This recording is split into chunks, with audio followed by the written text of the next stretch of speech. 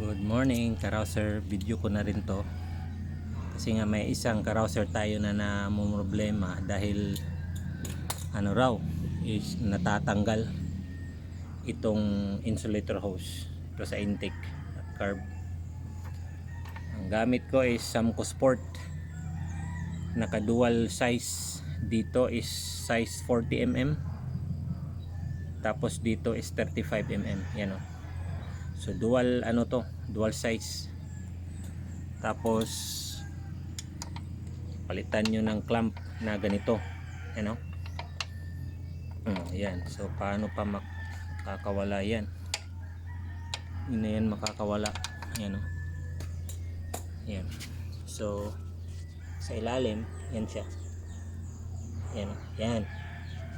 Tapos clearance nya dito sa starter. Yan o.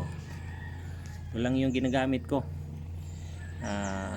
Nang na-install ko itong Samco Sport, hindi pa ako hindi pa ako nakatry na natanggal.